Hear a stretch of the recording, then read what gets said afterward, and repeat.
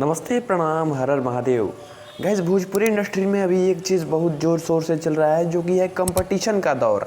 जी हाँ दोस्तों, कभी खेसारी लाल यादव पवन सिंह को कहते हैं कि मैं व्यक्तिगत तौर पे पवन सिंह का कंपटीटर हूँ, कभी कहते हैं कि पवन सिंह मेरे कंपटीटर ही नहीं है क्योंकि उनको सिंगिंग के अलावा कुछ आता ही नहीं है।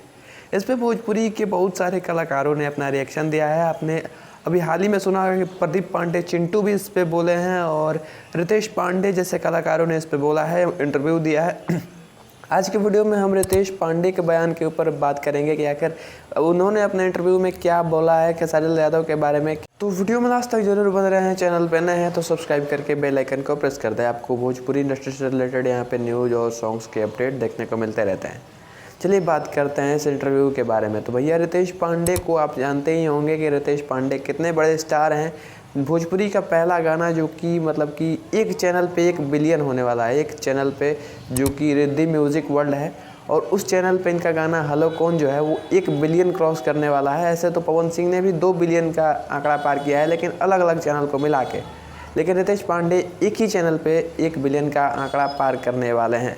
रितेश पांडे ऐसे स्टार हैं जो कि विवादों में नहीं रहते हैं, उनको सिर्फ काम करने से मतलब है। और उन्होंने इंटरव्यू में कहा है कि भैया मेरा कंपटीटर कोई नहीं है, मैं सबसे छोटा हूं और सब लोग मेरे सीनियर हैं और मुझे सबसे सीखना है, सीखने को मिलता है। ये फुल इंटरव्यू आपको अगर देखना है तो आप शुभम सिंह ऑफिशियल के चैनल पे जाके देख सकते हैं। उस चैनल पे आपको फुल इंटरव्यू देखने को मिल जाएगा। और इस पर पवन सिंह, हाल ही में एक ब्रॉडकास्ट रिलीज हुआ था, उसमें पवन सिंह ने कह दिया था कि खेसारी मेरा कंपटीटर नहीं है, खेसारी मेरा छोटा भाई है। लेकिन यहाँ पे जो खेसारी लाल यादव का इंटरव्यूअर था वही सबसे बड़ा दोगला था। खेसारी लाल यादव को शायद आधा बात बताया जिस पे खेसारी लाल यादव भड़क गए कि भैया मैंने पिछले इंटरव्यू में उनको कंपटीटर बताया था और अब वो कहते हैं कि खेसारी मेरा कंपटीटर नहीं है।